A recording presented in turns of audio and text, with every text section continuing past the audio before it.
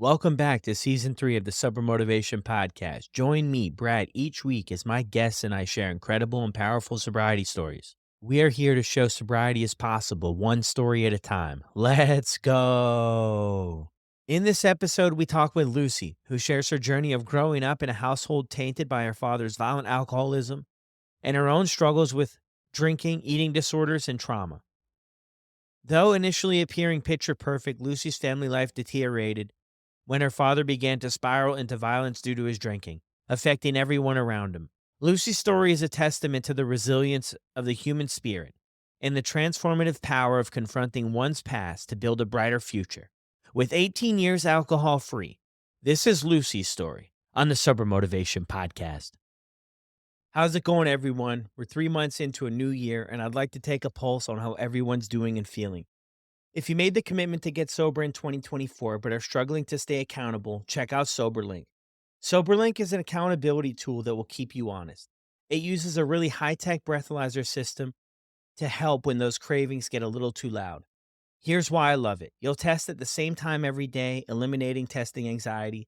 Devices have built-in facial recognition so it knows it's you testing. Tamper sensors flag any attempts at trying to beat the system. Friends and family receive instant test results, helping to rebuild trust and prevent relapse. If you're serious about getting sober, this is a tool to use, and the only monitoring system I recommend. Make these next months count. Visit soberlink.com/recover to sign up and receive $50 off your device. Hey everyone, how's it going? Welcome back to another incredible episode of the Sober Motivation Podcast.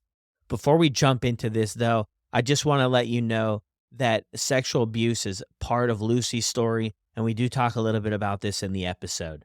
Now let's get to it. Welcome back to another episode of the Sober Motivation Podcast. Today we've got Lucy with us. Lucy, how are you? I'm really good. How are you? I'm well. Thank you for jumping on here and being willing to share your story with all of us. Of course. I'm delighted to be here. Awesome. So what was it like for you growing up? Growing up for me started off quite picture perfect. As far as I can remember, I felt really quite happy. And my mum and dad had actually been married for about 10 years before they had children. So you would have thought that they were quite settled, but they had us, me and my brother. And for some reason, my dad went off the rails.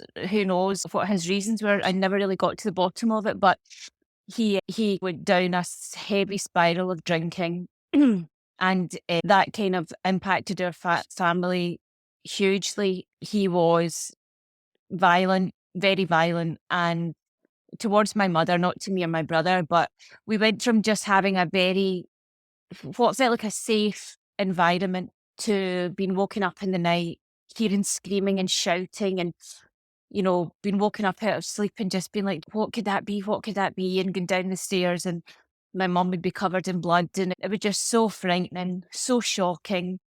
And I felt like I walked around on eggshells constantly from that point on, trying in my kind of, in my immaturity, thinking that I could control that behaviour if I just was a certain way, if I was a good girl or I behaved and I made them happy. He wouldn't drink and I tried all those things, but there was nothing I could do to stop it. It just snowballed and the violence got worse. And, he would just, a knife's edge, he would turn and, he could be chasing us around the house and cutting phone wires. And so my mum couldn't phone to get help. And it was just so, so frightening. Very traumatic. Eventually my mum and dad split up. He was already in another relationship, and I think that's maybe part of this of what kind of spiraled him into this. Maybe the guilt, who knows? And we moved, and again, it wasn't safe, so to speak, because he would still come there and he would still attack my mum. And she was struggling financially, so she had to get a job that was quite far away from where we lived. So we relied a lot on our grandparents to take care of us, and that felt like a very safe space. My grandmother was very maternal, very loving, and I really needed that. But unfortunately, at the same time, my grandfather used that opportunity to sexually abuse me. So that went on for many years. my mum, because she had worked, she worked in another city, so it was like maybe an hour away. The travel was a lot. So she eventually got to the position that she could move nearer her work. So we moved. And that kind of gave us this kind of space where we knew that he couldn't come every single day. So there was a little bit of relief, but his drinking was just so bad. And I was so in tune with it. So he would, he'd phone every day and you'd have to speak to him for hours at a time. And this is when you were only like, 8, 9. And I had to spend every weekend, every Wednesday with my dad. That was just what the arrangement was. And for whatever reason, it just couldn't be changed. So I would go down with my brother. He was slightly older, so he had friends from where we'd previously lived. He was able to go down and escape to be with his friends. And I was sort of stuck, in this role of trying to be good, just try and stop him from drinking and just keep him happy. And it was just horrendous.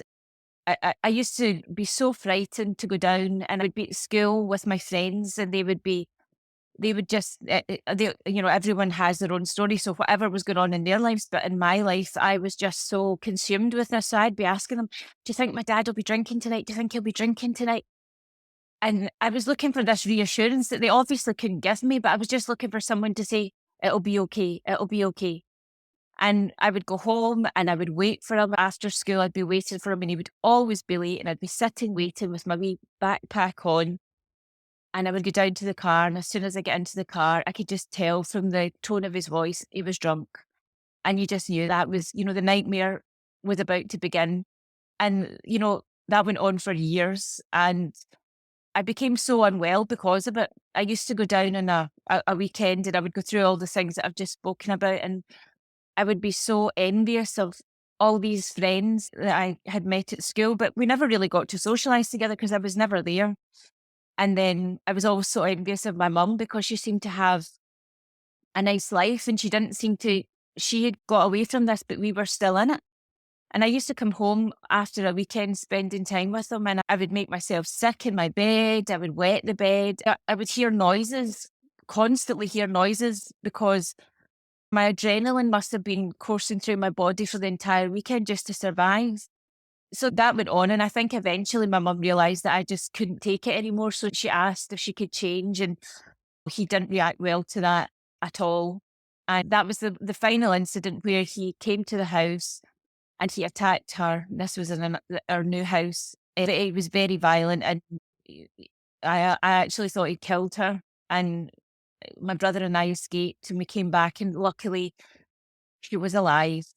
But that was a huge kind of milestone because it was such a horrendous milestone, but it meant I could actually spend less time with him. And that's what I needed. But I was just consumed with my father and his drinking. So I didn't really have the social skills that other children had because I was so sensitive and I was so attuned to him. And it was a codependent relationship, but with my father.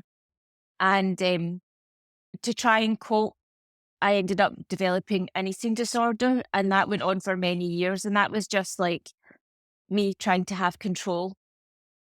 And then when I get into my teenage years, that's when I found alcohol. And for me, it just felt like a magic elixir. It was just the first time I tried it. And I was so anti-alcohol because of the experiences with my dad. I would say to people that I knew, I'll never drink. I'd just look at my dad, I'll never do that. But as soon as I tried it, I was like, all the insecurity, the low self-esteem, the social anxiety. When I used to talk to people, I would go bright red. I was just a shadow of a person. But when I had alcohol, when I drank alcohol, I felt like I matter. Here I am. I just felt as if I had this confidence. And it really took on that role. There was no real confidence. It was just alcohol.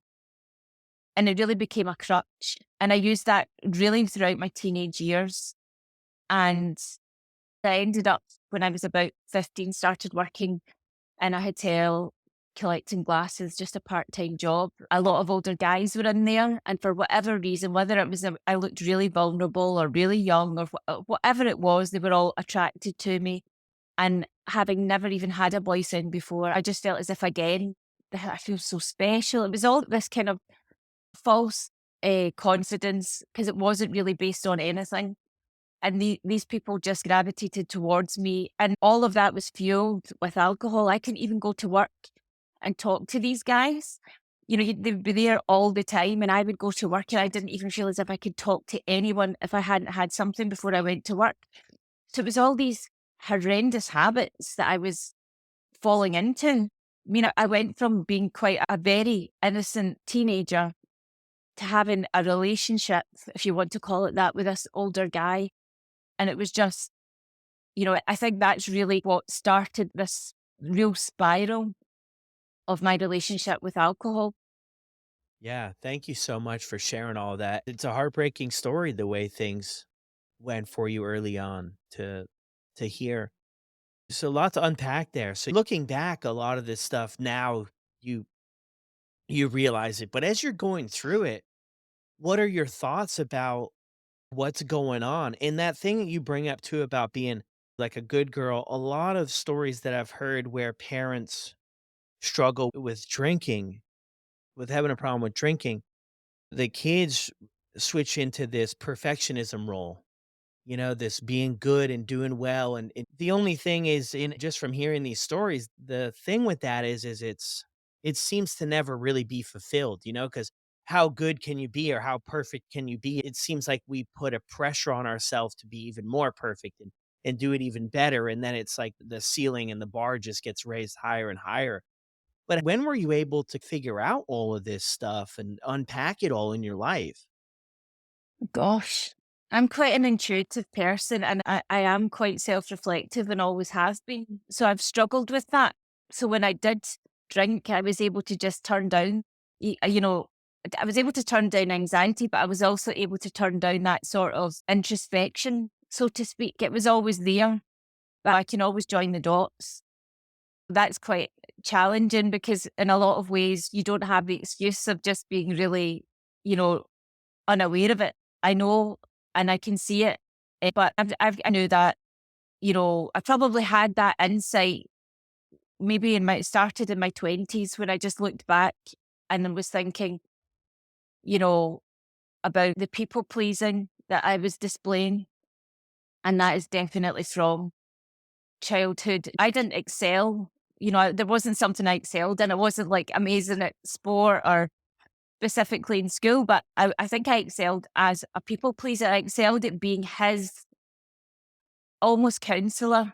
I mean, he was talking to me about things that he shouldn't have been talking to me about and putting it on my shoulders at a very young age, very young. And it's my first memories of when he was drinking, it was things like that. I was just programmed to be that person, programmed to take the weight of the world, and it was my fault. It was my problem.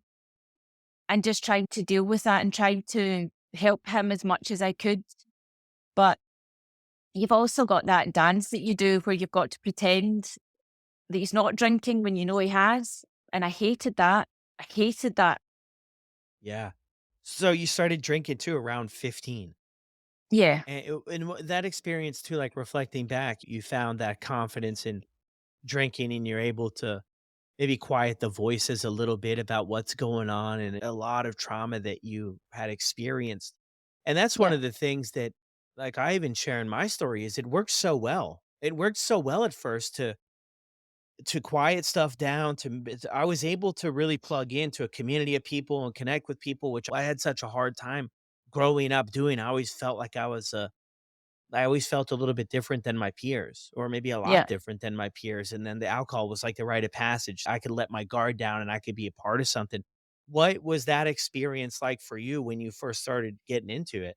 It sounds very similar to what you've just described. I mean, when I first, as I said, my mum she was actually a very moderate drinker, always has been. And I always saw her as enjoying alcohol and it never being a problem. It was always fun. So she, in a way, encouraged me because she didn't want me to be doing it on my own or doing it like in the wrong circumstances. So very occasionally she would say, have a drink. And that would be how I would have been first introduced to it. I wasn't sneaking it or anything like that. So it was all very above board and fun. It wasn't anything that I saw as bad. But then when I maybe started drinking more, I did feel this almost, I felt like a wave of warmth that went through my whole body. And then I felt like I almost took on this new persona. So it was like even going to like social occasions where other kids would be, I always just didn't feel comfortable in my own skin. I always was adapting. I adapted for my dad. I adapted to be a clown in front of some kids. I adapted to be whatever this person needed to be. And then when I was drinking, I felt as if I could almost just rise above that and just be, you know, whoever I chose to be rather than other people. And I probably mistook that for real confidence. I almost felt like this just lets me get through to that confidence, but actually it was just like a mask. It wasn't me. Yeah, it's like wearing masks in all these different places, right? To fit in here or fit in there and, just be a part of something. I did that too, to different social groups, different friends, like they're expecting something different. And the first thing when I would start new relationships is I would just try to figure out, hey, what are they looking for and how can I be exactly that so that I could be accepted? Because I just felt a lot of rejection throughout life growing up from other people in different peer groups. So if I found somebody that was gonna give me a shot, I was right quick to figure out what they were looking for in the relationship and just make sure that I met those needs. But when I did that, I sacrificed the needs that I had. Just I also think the alcohol helped me override my own intuition, but in the sense that you have this gut instinct, but when you have been traumatized and when you have been, abused, especially sexually abused, your gut, you don't know what's right from wrong, sort of thing. You do know, but you've had to override it in those situations to cope. So when you're then in the big wide world, I felt as if, what is the right thing? What should I do? I don't really want to do this, but I feel as if I don't do it, then nobody will see me. I'll be invisible again.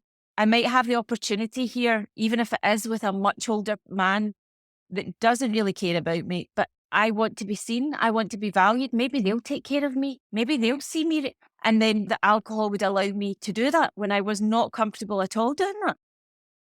And I think that it did that for a lot of situations in my life, a lot of them. yeah. Throughout all of this stuff, did anybody approach you to help with therapy, counseling, or anything about what had leading up to this throughout high school and stuff? Were there anybody asking Oh, you what's going on? no, I think when I had an eating disorder, I was really ill. And, at that point, I remember a school counsellor took me into the office and they started asking me, listen, they were going through what they had to go through. And I remember she asked me a question and I said, well, something has happened to me. And it was the first time I'd ever verbalized it. And she said, don't tell me anymore. Don't tell me. And it was just like, when I think about it now, I think, oh my God, I can't believe that somebody would have done that. But they basically were like, don't take the lid off this can of worms. So I held on to things because it was only when the first time I got drunk, and again, that was a family occasion, and it was the first time I just was like free pouring vodka and all sorts of things. And I was just like, wow, it's just going to get better. And then I blacked out and I woke up the next morning and I was like, what happened? What did I do? What did I say? And I had these almost like second flashbacks of saying something that I shouldn't have said. And then my mum confronted me and I had told her that I had been sexually abused. And that was the first time I was able to kind of verbalize it. And but I instantly wanted to just put it back in the box because then I almost felt like she was maybe angry with me. She wasn't. She wasn't. I know now she wasn't, but I just felt, no, my dad will be angry with me if he finds this out. Everybody will just be so angry. Please don't do anything about it. So yeah, I think we had tried to get counselling when they thought I was just had an eating disorder. I had tried counselling, but I just didn't. I just wasn't ready to talk to anyone, and I didn't trust anyone, and I just wasn't open to that. So where do you go after high school then? This is when you got a job? So it was a part-time job, but it was so stupid. My mum's a very intelligent, successful woman, but didn't see things that I would have thought were quite obvious. And I ended up leaving school. And the reason I left school was because I didn't want these older people to know what age I was. That was the real reason. But I said it was for other reasons. And I ended up, that kind of, the guy very quickly didn't want anything to do with me. And I then spiraled into a bad crowd. They introduced me to cocaine. These were much older people. And I went through maybe a 2 or 3 month period where it was just horrendous. It was just, I hated myself. I hated the situations I was in. I was very vulnerable. And luckily, an opportunity came about. I had investigated the chance to do like an exchange program, and I went to Italy for a year. So that really gave me a chance to almost start again. I ended up being able to meet kids around the same age as me, have a fun time. But I remember moving into this family's house and they were very an upper class family. And one of the first things I did was I went to the supermarket and I bought a big bottle of like Stolly raspberry flavored vodka and brought it back, thinking that this was fun. And they were just so disgusted. They were like, why would you do that? Why would you buy that? And I was like, that's what we do. In Scotland, everybody drinks heavily. We all do that. And they were just so disgusted. But at the time, I just couldn't understand what the big deal was. And I had lots of experiences in Italy where, again, blackouts and things like that. I came back to Scotland, I had a great year. It almost gave me some self belief that I was a good person and people did care about me and I was able to make friends, good friends. And I came back to Scotland and got involved in yet another terrible relationship with an older guy.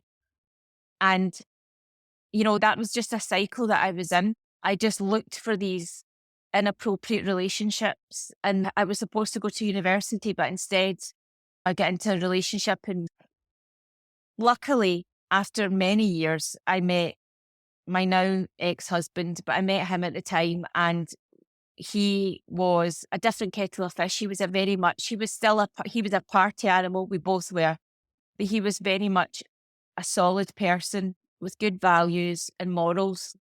So I was very lucky that I met him and we drank a lot. And I don't know why, even though we were together and I was, quite settled, I was drawn towards alcohol and I really tried to manage it. And we would go out on a Wednesday night and it would just be like for a drink. And I could never just have a drink. It would be like 2 bottles of wine, 3 bottles of wine. Then can we go somewhere and get like a bottle of vodka, go back to the house and you'd stay up till 6 in the morning. And it was just like, you'd wake up the next day and it was horrendous. It was just like panic attacks, anxiety, what's wrong with me? And that went on for a good year. And he saved me. There was times where I had choked on my sick and he saved me from that. I was suicidal. I stood on a ledge, like 3 stories up and really believed that I wanted to jump. And it was just terrible. It was just so bad. And I just couldn't. I tried to stop and I tried to be like, I'll just have a glass of wine here or there, and I would manage it. And then as soon as I drank, I was just like, oh, done it now. Might as well just go hell for leather. And that's what I did. So it was just on reflection, it was all just about checking out, blacking out, self medicating, really hating myself. Yeah. Thank you so much for sharing that with us. How do you turn this thing around? Well, do you know what? I always had wanted to be a mum.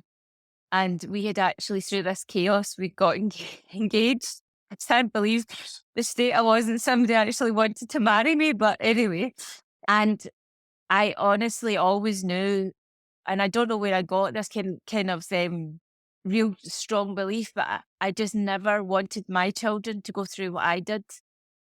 And that was just such a strong belief for me. And I didn't know how I would get it, but I always knew that if I had children, I wouldn't drink. So as I said, I did try.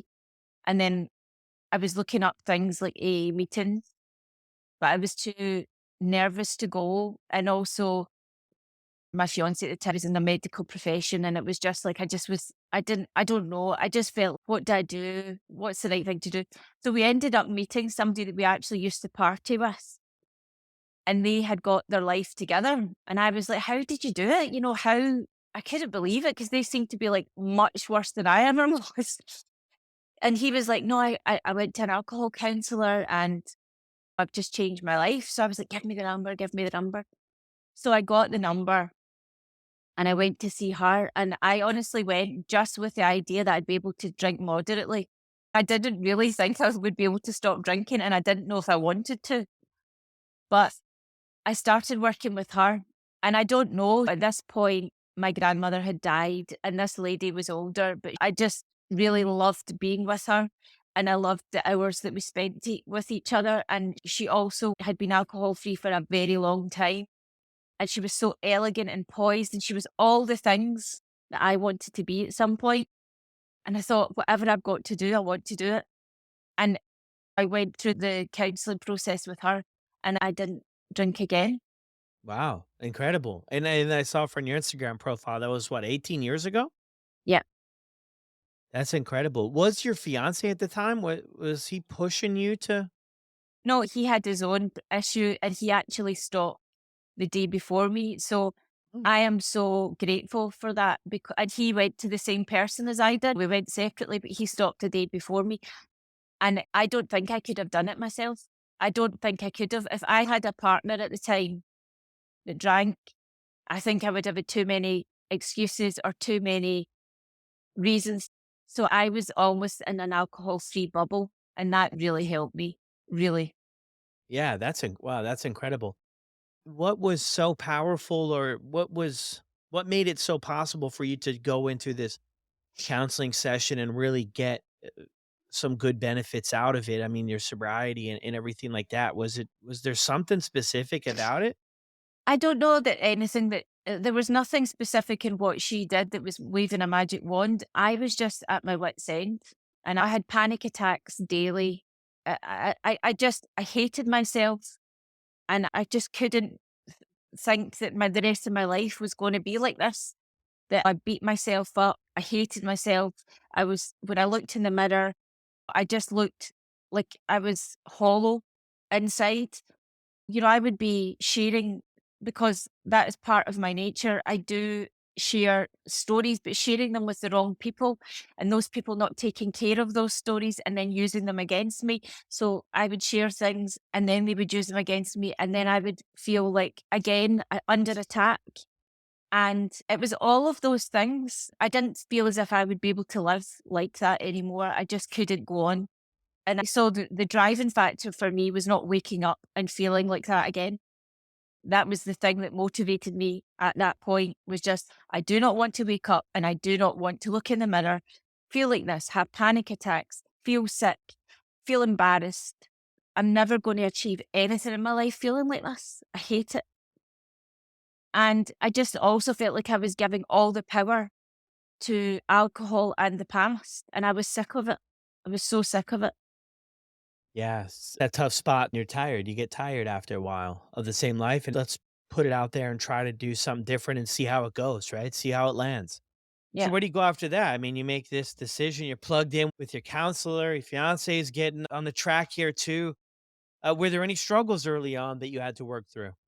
We were in a bubble, and I really was able to have what I felt was like my first almost teenage relationship with somebody that really just cared about me and wasn't using me. So we just went to the movies and went out for dinners together, and we changed who we hung about with. And a lot of the people that we had hung about with stopped drinking because they saw how we were changing.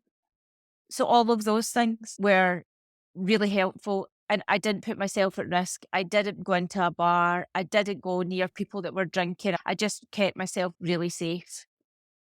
But the challenges that I faced were from all the trauma that I'd went through. It was actually just not having dealt with that specific trauma.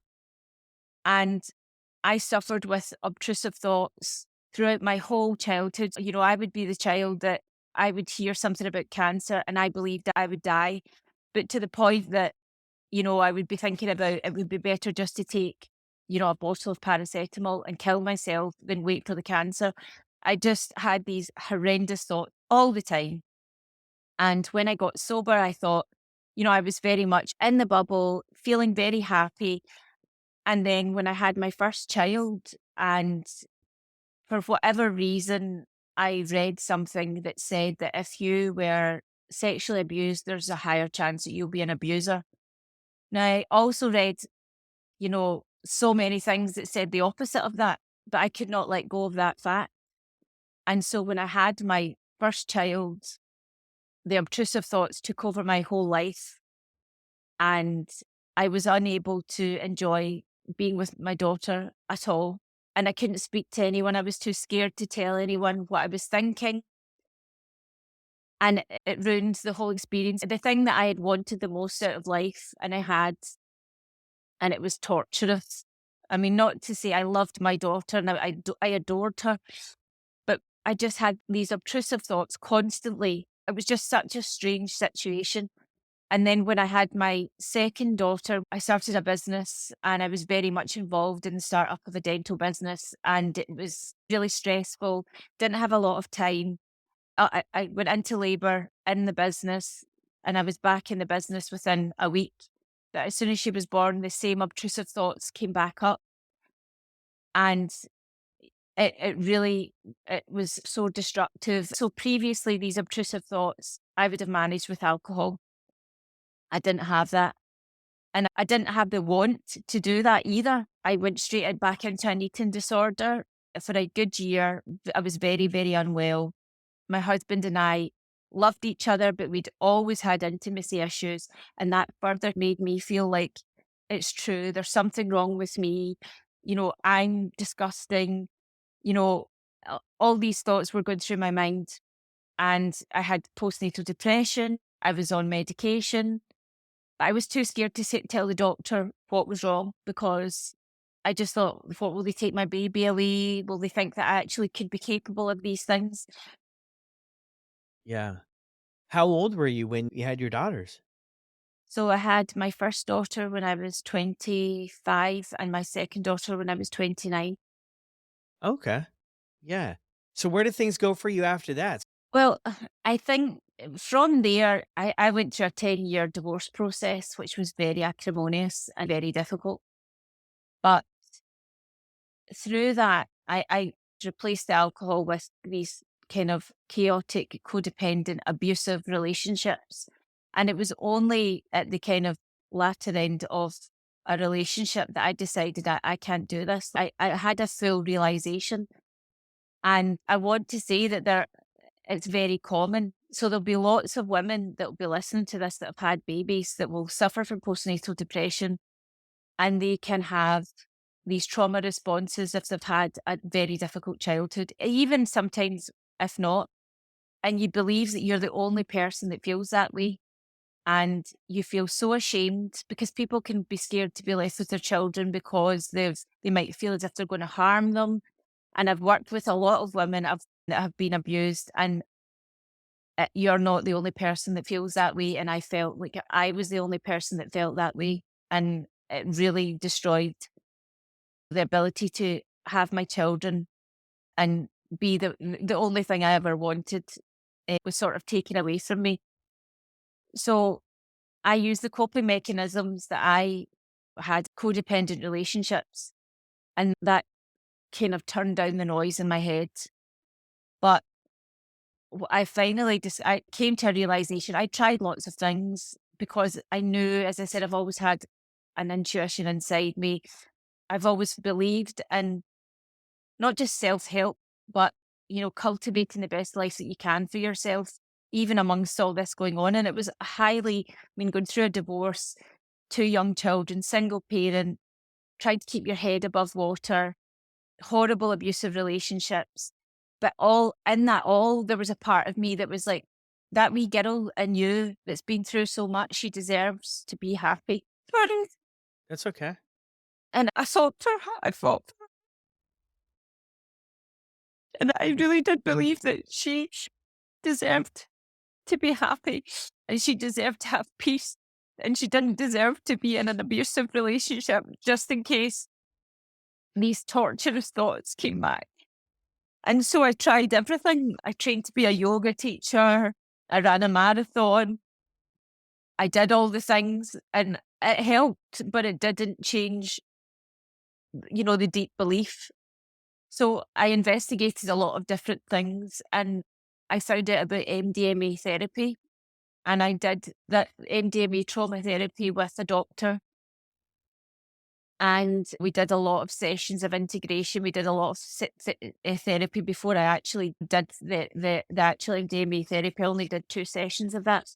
But that really changed my life, in the sense that I was able to almost face those traumas and let them go. I mean, I still get upset about it, but I was able to release the pain and release the anger that I had about what had happened to me and the decisions that I made as well.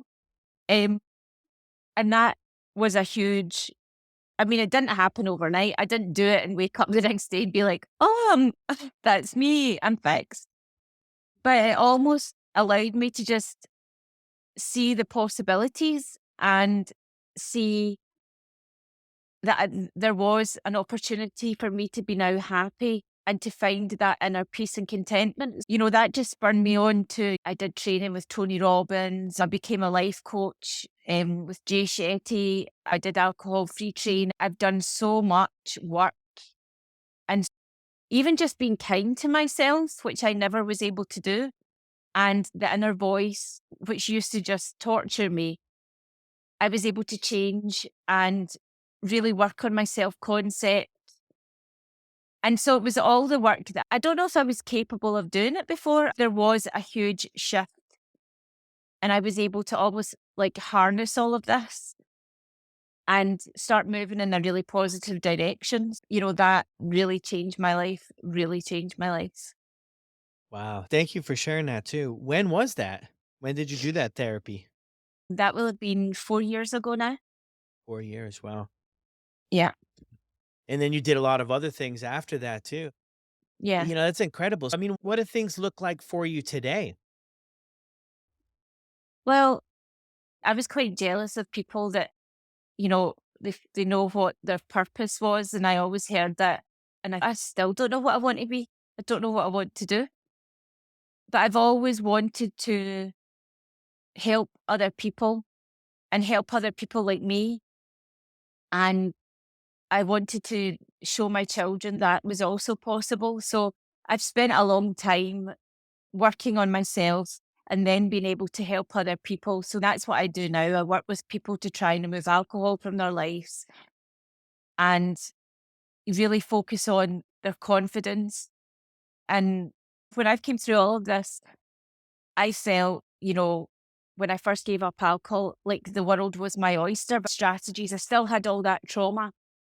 And it's only been through the last kind of 4 or 5 years that I've been able to find out the tools that really do practically help me on a day to day basis to become the best version of me, to inspire my children, to inspire other people, and to really motivate me that anything is possible. And I've always been very entrepreneurial and help my husband start up businesses.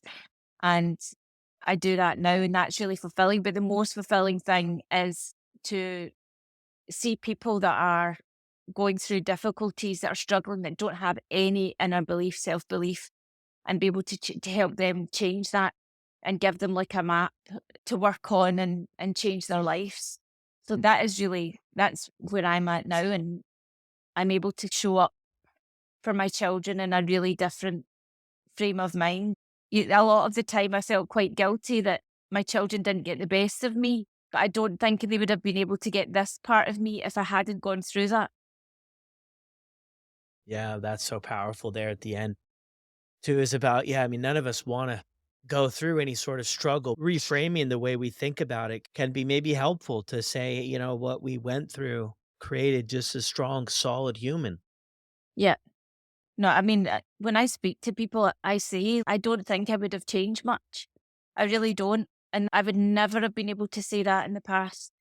But when I think about the fact I obviously didn't want to be abused, but I've been able to protect my children and the alcohol as well. I don't think I would have liked to have just bumbled along, just drinking occasionally. I see people that do that and I see that it gives them so many excuses to not just really achieve greatness in their lives. And I don't want to be that person. I don't need any more excuses why I can't succeed.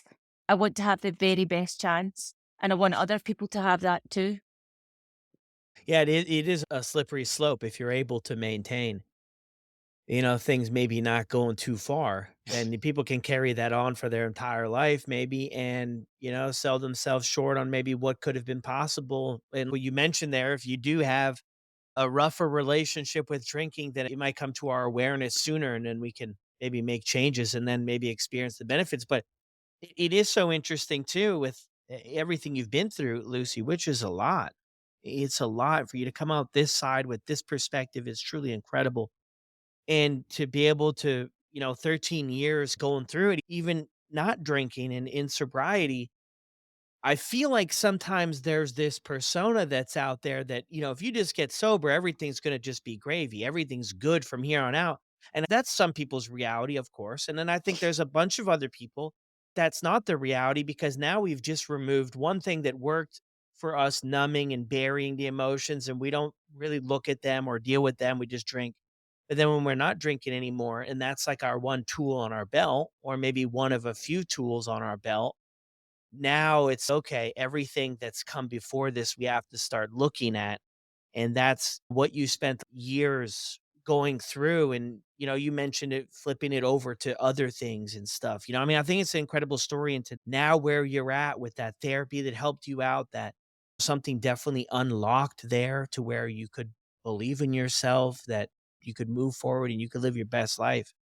Thank you so much for sharing all this with us. Yeah, I mean, when you're talking there, I think that when I first got sober, I genuinely felt so elated and light, and I was given a new chance at life. And that's not to be underestimated. That really was the case. But if you do have these kind of mental health sort of issues, big or small, you can enjoy it a certain amount of time. And then if it crops back up, it's like having the tools to deal with those things. And the biggest lesson I've learned is if you have trauma, you can't run away from that. You can't run away from it. You need to deal with it. And that doesn't mean to say you need to do MDMA therapy, but there's definitely therapy. When I did my alcohol counselling, and I loved the women so much. And she always used to say to me, "That's yesterday's news, and we can't drive forward looking in the rearview mirror." And I totally get that. But when it's things like trauma to the extent of sexual abuse or violence or just a life kind of marred with my father's alcohol addiction, you can't just put that, over your shoulder. You really do need to deal with that. And that would be my biggest lesson from it all. I wouldn't change anything, but if I could go back and when I stopped drinking, if I could have got trauma therapy at that point, it would have really changed the trajectory of my life. But I got here, I got here in the end, thank God. Um, and it's all life lessons. It's in my toolkit, and hopefully it can help other people. It can help another woman. It can help somebody that's just getting sober, has a similar type of story, but thinks, I feel so good. I don't need to deal with that. Deal with it. Deal with it because it'll set you free. You don't need to. Those people that did those things don't deserve to take over and ruin your beautiful life experiences, having children, being happy. They don't. And there'll be enough challenges in life that you don't need to drag those ones behind you like a big anchor. So that would be my biggest take, from my own experience. Yeah, no, beautiful. Yeah, you get to work on it too. And I've heard, from some people when it comes to trauma, in a sense, I mean, do this professionally, but a lot of people say you got to feel it to heal it. You have to go through some of that work and you can run around and avoid stuff and maybe pretend that it's not there or it's not real. Things come back up, right? And different situations will trigger things and bring things to the surface. And you even mentioned there too with having children and stuff, things came up that we might not be aware of or expecting. So I couldn't agree more with you. And there's so much more evidence, and it's just becoming, I think, much more normalized than maybe it was. Probably Yeah. when you got sober too. And when I look at back when I started recovery, I didn't hear any talk about trauma being a catalyst for struggling possibly with addiction. I didn't hear any of that stuff. And maybe you did or maybe you didn't, but I think No. now it's becoming more of a conversation that we're having that, hey, there is definitely a correlation here. Yeah. I just thought I was broken. I just thought there was just something, I just didn't have any self control. I was broken, all these things. Well, is there anything you'd like to finish off with here before we sign off? No, I'm so grateful to be given the opportunity to talk with you, and also, anybody, men or women, more specifically to women because of what I went through, Mm. but really if women who can relate to this story, if they can see that they're not alone, they're not, it's what's happened to us, it's not who we are. And if you do suffer with obtrusive thoughts, and that's one of the reasons that maybe you're drinking, or maybe that's one of the things that's coming up for you sober, we just try and find a good therapy that suits you to help, and know that you're not alone. Know that many people who have been abused or have been traumatized have the exact same things as you, and you're not alone. Yeah, thank you so much, Lucy. And incredible story, and you share it so vulnerably and so honest that if anybody's going through that right now, it sends an incredible message to them that, they've just heard your story and they'll know they're not the only one going through it. And I mean, that's what the whole podcast is about. Is people sharing their stories so that we feel less alone. Because when I first started out, I felt incredibly alone, and I think from hearing your story too, you did as well, and it's nice to be able to hear that we're not alone. It's also nice to hear the changes and the progress that people make. This Yeah. community is everything. I didn't have this 18 years ago, and the work that Mm. you do, it will give people such comfort and such support, and it's so vital for people. So it's incredible, and the stuff that you do is amazing. I always say that. So props to you. Thank you. Well, there it is, everyone. Another incredible episode here on the podcast. At times, a tough story to hear. To be honest, Lucy's story from what things were like to where she is now is incredible. 18 years alcohol free, working on giving back and helping others, and just trying to be the best possible human and person that she can be. I'll drop her Instagram info and everything in the show notes below. If you want to reach out to her and let her know, thank you. And we really appreciate her coming on here and being brave to share her story on the Sober Motivation podcast. I'll see you guys around. And if you haven't left a review for the podcast yet on Apple or Spotify, jump over there and do that. Thank you so much. And I'll see you on the next one.